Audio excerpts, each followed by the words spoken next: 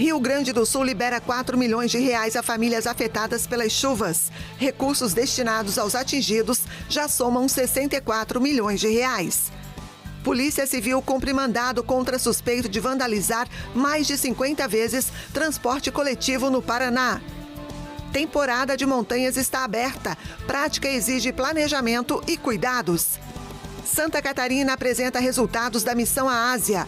Estado formaliza acordos para exportações, inovação e logística. Caso Mariana, mineradora BHP será julgada em Londres por desacato criminal. PIB dos Estados Unidos registra contração no primeiro trimestre. Recuo de 0,5% fica acima do previsto. E você vai conhecer o Aqueça Pet. Projeto da Polícia Penal de Santa Catarina produz mantas para animais acolhidos por ONGs. Essas e outras notícias a partir de agora no Pix News.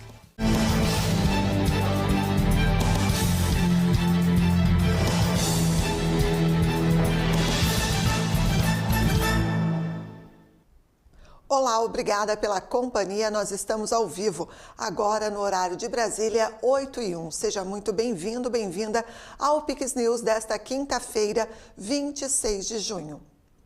O governador do Rio Grande do Sul, Eduardo Leite, assinou a liberação de mais recursos para famílias e cidades afetadas pelas chuvas que atingiram o Rio Grande do Sul durante o mês de junho.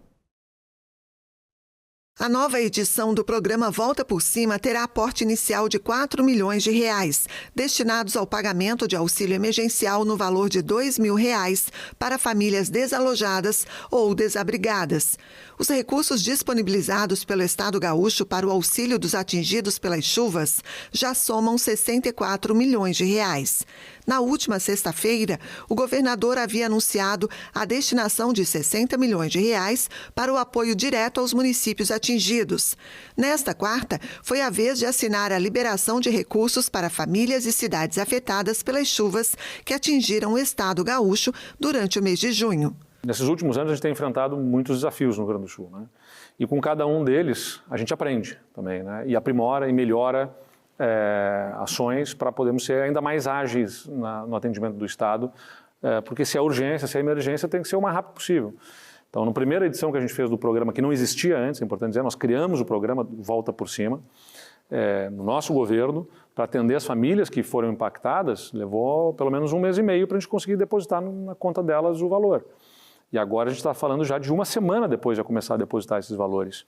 Isso é fruto de aprimoramento de processos, tecnologia que foi sendo incorporada para melhorar esse processo de um programa que nós mesmos criamos e que nós estamos a cada evento trazendo novidades para conseguirmos ser mais ágeis no atendimento às famílias. Porque é isso aí, são famílias que foram impactadas, perderam muitos dos seus itens, precisam repor a sua vida, comprar alimentos, comprar um fogão, uma geladeira, algum móvel, roupa, o que for necessário para atender essa situação emergencial que elas estão vivenciando. Então tem que ser emergencial, não pode ser 1 mês e meio, 2 meses depois. Né? A nova rodada do programa abrange 2.000 famílias, mas poderá ser ampliada. O benefício, que começa a ser pago a partir desta sexta-feira, é voltado à população em situação de pobreza ou extrema pobreza, inscrita no CadÚnico e residente em municípios com situação de emergência ou calamidade pública decretadas, ou ainda reconhecidas pelo Estado. A Polícia Civil do Paraná cumpriu mandado contra um homem investigado por danificar ônibus do transporte coletivo 51 vezes na capital paranaense. A ação ocorreu hoje pela manhã no bairro Tatuquara, em Curitiba. Na residência do suspeito de 30 anos, a polícia localizou indícios que ele teria vandalizado veículos do transporte coletivo pelo menos 51 vezes, gerando um prejuízo estimado de R$ 18.000 à empresa operadora. Os atos foram registrados nos bairros Tatuquara, Campo de Santana e Sítio Cercado. Após a denúncia formalizada pela concessionária, foi instaurado um inquérito policial que levou à identificação do suspeito. Ele apenas marcava, era como se fosse uma identidade dele, marcava iniciais ali UDM, então ele colocava essas iniciais ali nos muros, nos vidros, como é típico dos pichadores, né, de deixar uma marca, uma assinatura.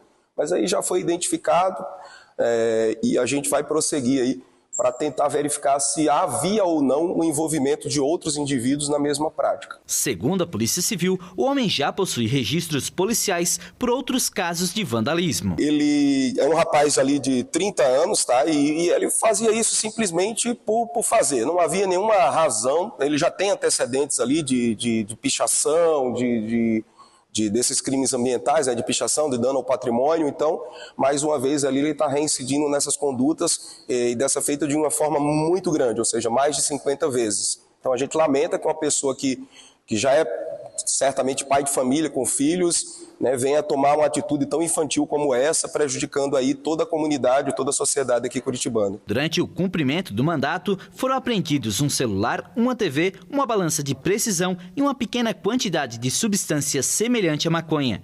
Diante dos fatos, o homem foi conduzido à delegacia para os procedimentos legais. A polícia segue investigando o caso. E foram apreendidos aí um aparelho celular para que a gente identifique se há alguma participação de outros indivíduos, ou seja, um grupo organizado para a prática desses atos de vandalismo. E também foi apreendida uma TV ali de umas mais de 50 polegadas para que possa ser encaminhada ao judiciário e posteriormente leiloada para minimizar os prejuízos ali que foram mais ou cerca de R$18 mil ali até o momento para a empresa. Ele sente algum tipo de prazer ou busca algum tipo de reconhecimento, uma conduta um pouco até psicologicamente complicada, né? Mas vai ser responsabilizado por isso. Espero que a lição sirva tanto para ele como para qualquer outro indivíduo que pense em cometer os mesmos atos aqui na nossa cidade. Uma investigação da Polícia Civil do Paraná identificou uma associação criminosa envolvida com sonegação fiscal e falsidade ideológica. Na manhã desta quinta-feira, os policiais cumpriram 6 mandados de busca e apreensão nas cidades de Londrina e Santo Antônio da Platina, no norte do estado. Esta é a segunda fase da investigação. A primeira ocorreu em dezembro de 2023, quando foram identificados contadores de Londrina responsáveis por constituir empresas de fachada utilizadas para a emissão de notas fiscais em nome de terceiros. As notas simulavam a venda de produtos dos setores automobilístico, agropecuário, madeireiro e também de utilidades. Entre 2024 e 2025, as empresas de fachada emitiram aproximadamente R$60 milhões em notas fiscais. Estima-se uma sonegação de cerca de R$10 milhões do imposto sobre o ICMS. O governo de Santa Catarina concluiu a missão oficial ao Japão e à China, realizada entre os dias 12 e 25 deste mês. Liderada pelo governador Jorginho Melo, a comitiva catarinense cumpriu agenda com empresas, autoridades, centros de pesquisa e organismos internacionais, com avanços práticos em áreas como exportação, infraestrutura, tecnologia e mobilidade aérea. Entre os principais resultados imediatos da missão estão a assinatura de uma carta de intenções com o governo japonês para ampliar o envio de grãos e fortalecer rotas logísticas a partir do Porto de São Francisco do Sul, e um protocolo de cooperação com a Marubeni Corporation para investimentos na área portuária, e o avanço nas negociações para permitir a exportação de carne bovina ao Japão. Também foram iniciadas conversas para a implantação de uma linha de montagem de aeronaves em Santa Catarina, em parceria com uma das maiores fabricantes asiáticas, além do fortalecimento do plano ferroviário catarinense junto a empresas da China, e com a Power China para a construção de uma data center em Lages, voltado ao desenvolvimento de projetos com inteligência artificial. O Senado Federal aprovou o projeto que aumenta de 513 para 531 o número de deputados federais a partir das eleições do ano que vem. O projeto foi aprovado por 41 votos a favor e 33 contra. A medida tem como objetivo redistribuir as vagas com base na população de cada estado, atendendo a uma exigência do Supremo Tribunal Federal. Ceará, Goiás, Minas Gerais e Paraná vão ter um novo deputado cada. Mato Grosso, Amazonas e Rio Grande do Norte, 2 a mais. Pará e Santa Catarina, 4 a mais em cada estado.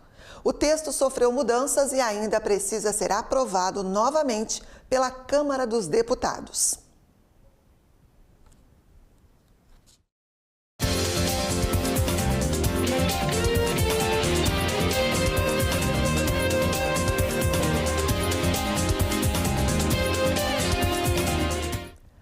Durante o último dia de jogos da fase de grupos da Copa do Mundo de Clubes, o Manchester City não teve dificuldades contra a Juventus em campo e goleou os italianos por 5-2. Ambas as equipes já estavam classificadas e agora aguardam os adversários nas oitavas de final. Com o resultado, o City garantiu a liderança do Grupo G e vai enfrentar o segundo colocado do Grupo H. A Juventus vai encarar o primeiro colocado da mesma chave.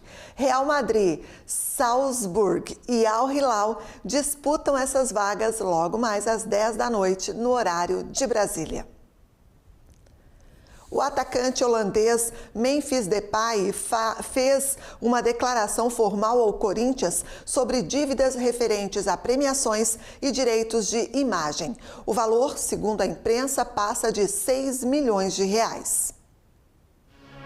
De acordo com o Corinthians, o departamento jurídico recebeu a notificação feita pelo staff do atleta na terça-feira, destacando que não possuía conhecimento da primeira notificação, enviada para a gestão anterior em 15 de maio, sem mencionar o valor da dívida, estimada pela imprensa em mais de 6 milhões. A nota afirma que, a partir do conhecimento da situação, o clube imediatamente adotou as medidas necessárias para a exata compreensão da problemática e também para a solução. O ex-presidente do Corinthians, Augusto Melo, foi destituído em maio após uma investigação de corrupção, na qual a polícia recomendou acusá-lo de associação criminosa e lavagem de dinheiro desviado dos patrocinadores do clube. Segundo veículos da mídia local, o holandês advertiu que pode deixar de treinar se não receber os valores atrasados.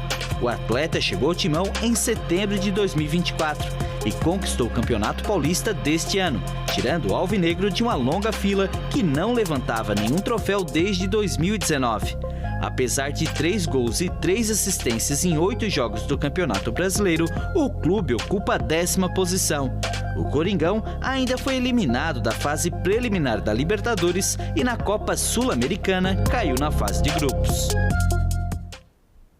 Veja a seguir, caso Mariana. Mineradora BHP será julgada em Londres por desacato criminal. E ainda, você vai conhecer o Aqueça Pet, projeto da Polícia Penal de Santa Catarina, que produz mantas para animais acolhidos por ONGs. Voltamos em instantes.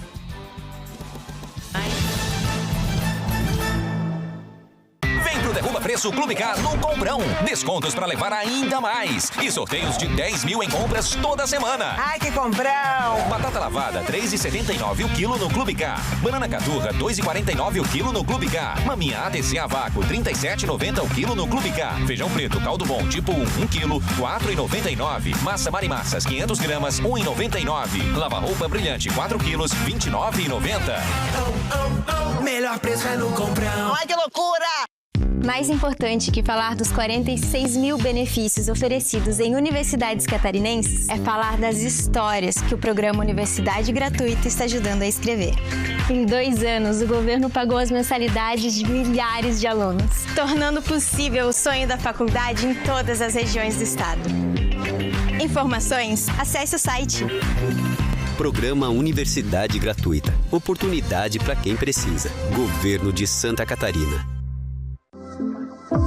O que é Garopaba?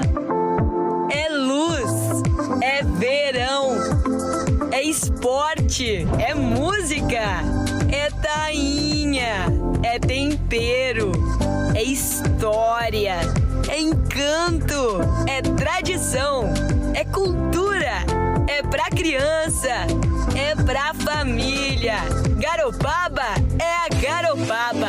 Venha viver de perto. Hoje eu vou te mostrar qual é a boa em Santa Catarina. 20 centímetros de qualidade. Essa é a boa.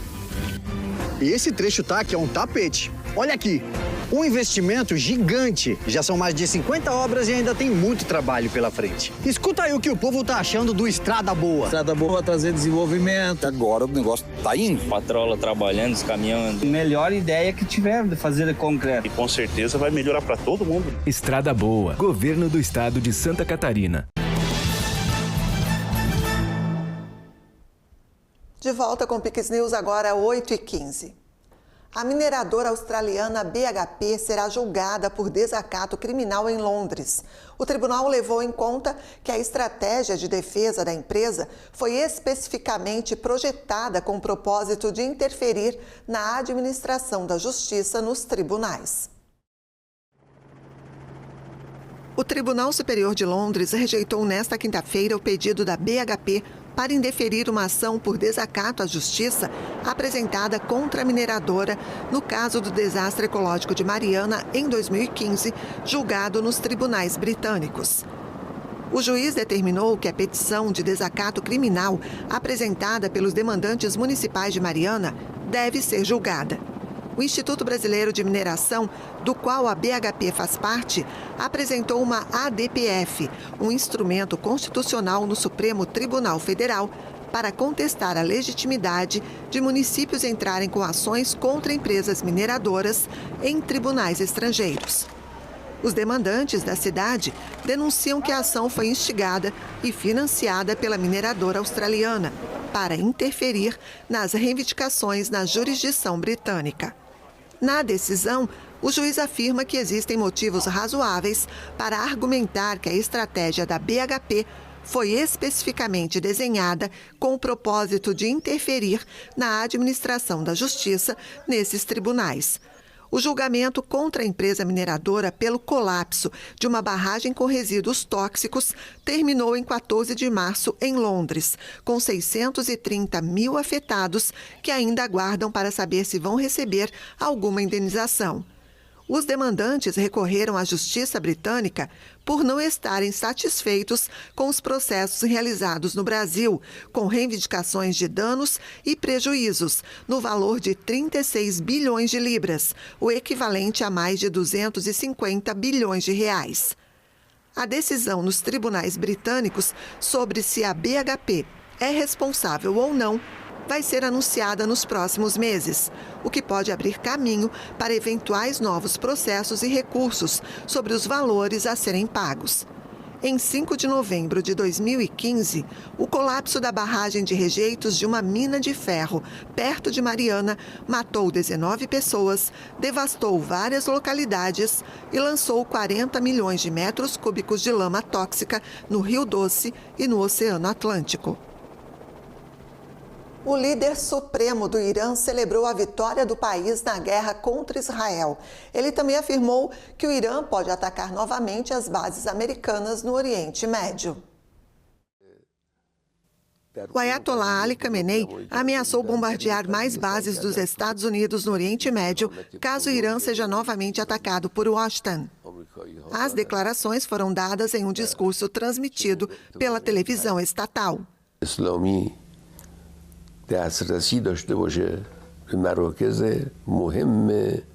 A República Islâmica tem acesso a importantes bases na região e pode agir contra elas sempre que julgar necessário, quando for uma questão significativa.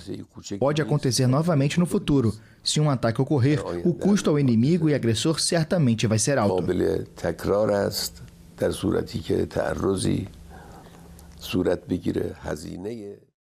Khamenei também afirmou que o governo americano superestimou a extensão dos danos causados.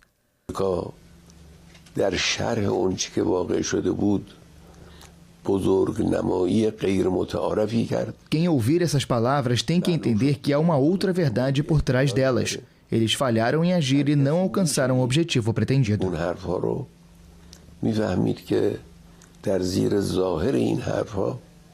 Durante o discurso, o Ayatollah celebrou a vitória do Irã sobre Israel e garantiu que a República Islâmica não vai se render aos Estados Unidos. A economia dos Estados Unidos registrou uma contração maior que o previsto no primeiro trimestre deste ano, segundo dados do governo divulgados nesta quinta-feira, com consumo interno e exportações mais fracas do que o esperado.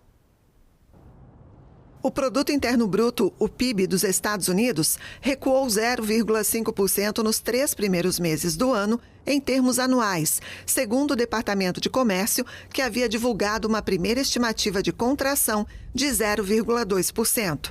Os dados foram divulgados após um aumento das importações impulsionado pelas tarifas generalizadas impostas pelo presidente americano Donald Trump desde o retorno à Casa Branca em janeiro.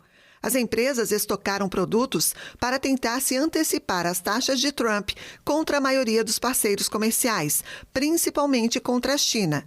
As importações são subtraídas no cálculo do PIB. Mas a atualização desta quinta refletiu principalmente revisões para baixo dos gastos do consumidor e das exportações, segundo o Departamento de Comércio, que acrescentou que esse movimento foi parcialmente compensado por uma revisão para baixo das importações. Embora Trump tenha recuado ou adiado algumas das medidas comerciais mais duras enquanto as negociações continuam, o prazo de julho para tarifas mais altas sobre dezenas de países se aproxima, aumentando as incertezas sobre a atividade econômica. A fabricante de semicondutores NVIDIA atingiu um novo recorde histórico com uma capitalização de mercado superior a 3,76 trilhões de dólares. Essa quantia equivale a quase 21 trilhões de reais. O valor de mercado é calculado com base no preço das ações. Os papéis da companhia tiveram alta de 4,3% na sessão desta quarta-feira e fecharam cotados a 154,31 dólares. A alta ocorreu após o presidente da NVIDIA, Jensen Huang, apresentar as mais recentes tecnologias da empresa na reunião anual. A tripulação da cápsula Crew Dragon entrou na Estação Espacial Internacional nesta quinta-feira. Eles vão passar cerca de 14 dias a bordo da estação, realizando experimentos. A cápsula Crew Dragon, com astronautas da Índia, Polônia e Hungria, em missão privada dos Estados Unidos, acoplou na Estação Espacial Internacional, marcando o retorno destes países ao espaço após várias décadas. A missão Axiom 4, que também inclui uma americana, decolou da Flórida na quarta-feira a bordo de um foguete Falcon 9 da SpaceX, empresa espacial de Elon Musk. Os astronautas foram recebidos pela atual tripulação da ISS em uma breve cerimônia de boas-vindas. A cápsula, a quinta e última Dragon da frota da SpaceX, foi batizada de Grace após entrar em órbita. A tripulação vai passar 14 dias na estação, nos quais vão realizar cerca de 60 experimentos, principalmente com microalgas e tardigrados, animais microscópicos conhecidos como ursos d'água. Os últimos voos espaciais de astronautas da Índia, Polônia e Hungria foram há mais de 40 anos. Cada país financia o astronauta de origem. A missão Axiom 4 estava originalmente prevista para o início de julho, mas foi adiada por problemas técnicos.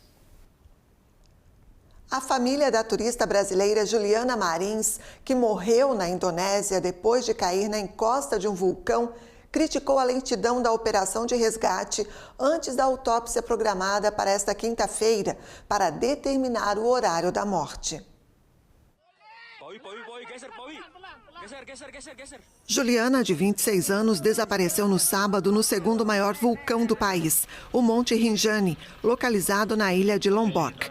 As tentativas de resgate foram prejudicadas pelo clima desafiador e pelo terreno acidentado, depois que as autoridades conseguiram localizar o corpo da jovem com um drone. A família acredita que Juliana poderia ter sido salva se tivesse sido alcançada em algumas horas, não em dias.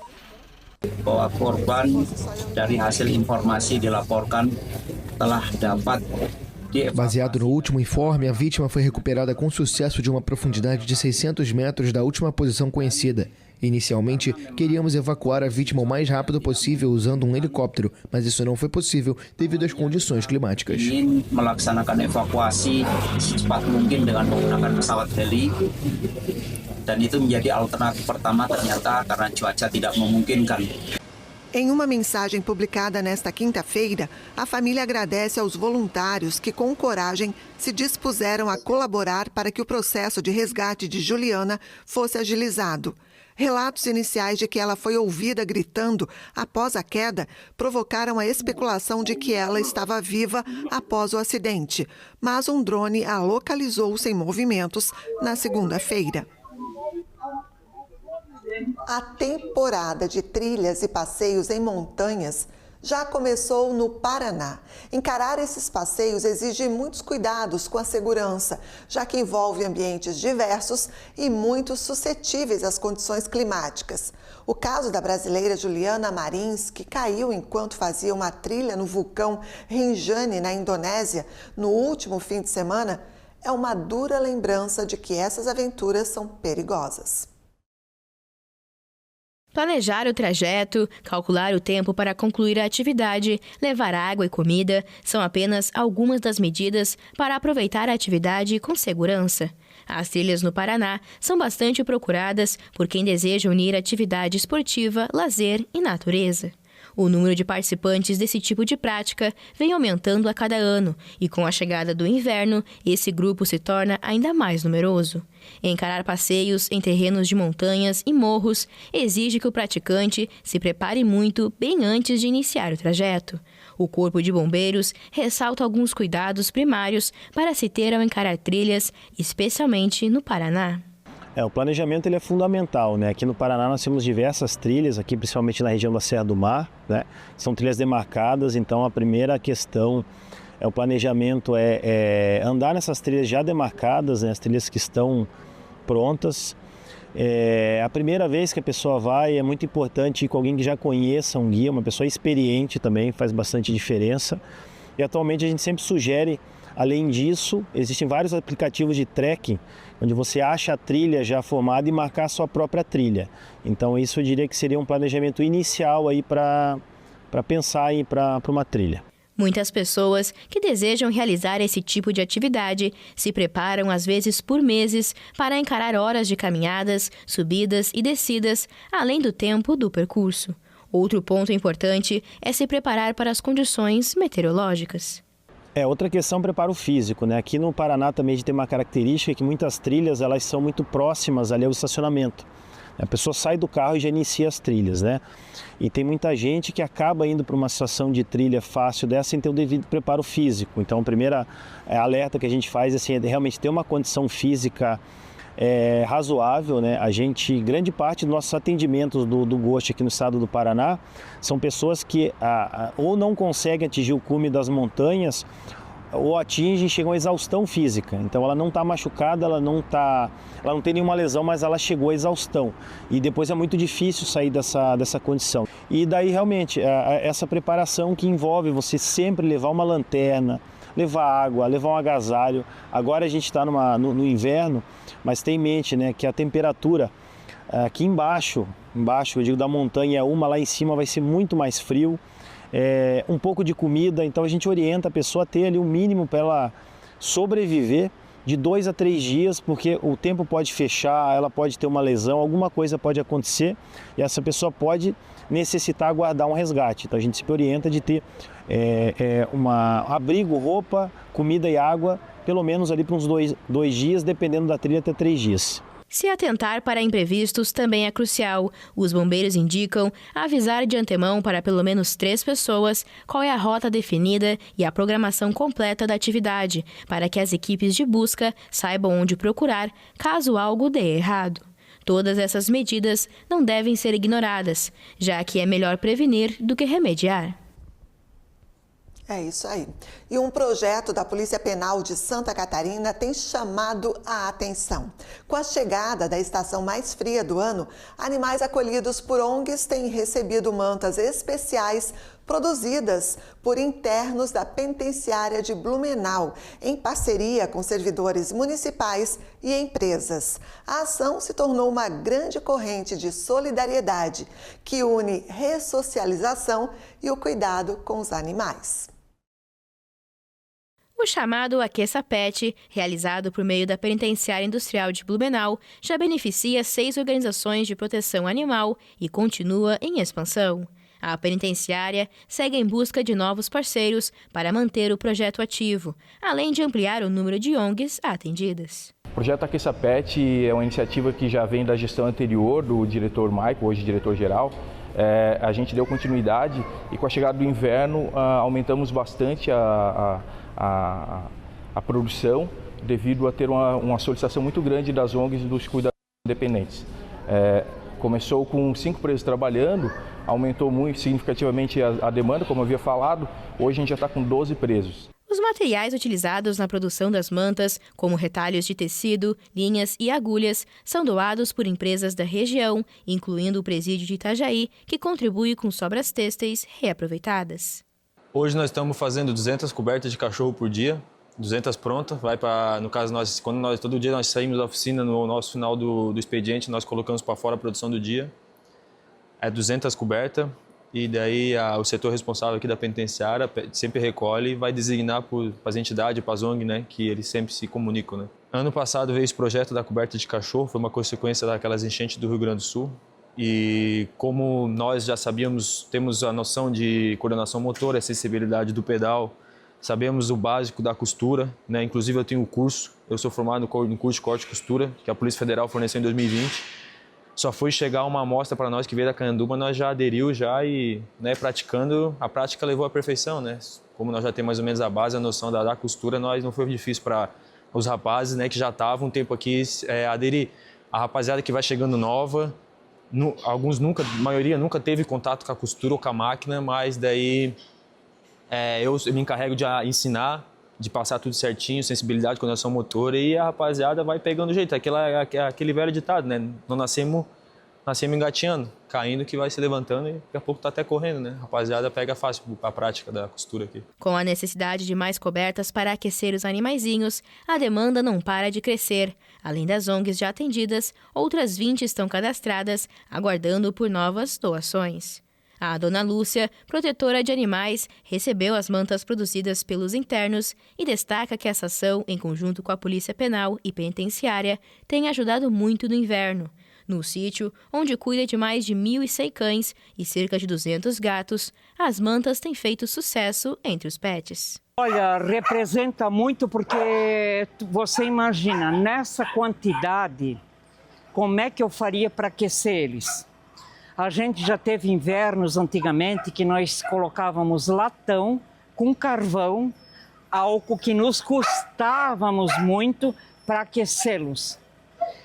E agora com isso aqui, essa manta aqui, ela não precisa de um outro aquecimento extra. Porque por ser um fio sintético, ela é muito quentinha, muito gostosa. Olha aqui, ó, é nota 10, tá? E até o projeto de vocês é nota 1000. Nossa! Estou muito grata por isso, eu espero que continuem, e a gente seja sempre beneficiada com isso, porque para nós faz uma grande diferença. Vocês nem têm noção como, tá? O projeto, que tem transformado o frio em acolhimento, também transforma a vida dos internos da penitenciária, ajuda a quebrar preconceitos e amplia a ressocialização por meio de uma ação que promove a solidariedade. A empatia é ajudar o próximo, né? Então, se é um cachorro ou se é uma pessoa, inclusive, né? E tanto faz, nós estamos ajudando, né? Cria esse sentimento que consegue quebrar aquelas barreiras que são criadas que infelizmente, com escolhas erradas, nós acabamos criando barreiras que acabam impondo várias coisas no nosso caminho, de sofrimento, de tristeza, e talvez a empatia, talvez não, com certeza uma das palavras ali é a empatia, que é essa atitude de ajudar o próximo, se colocar no lugar do próximo, acaba quebrando essas barreiras. Empatia faz a diferença. E o Pix News de hoje fica por aqui. Nossas reportagens e a íntegra desta edição você pode rever no Pix News HD. Curta e compartilhe os nossos conteúdos. Mais notícias no pixtv.com.br. Fica agora na sequência com o CinePix e a gente se encontra amanhã. Até lá. Pix TV, conectando você ao melhor conteúdo todo dia.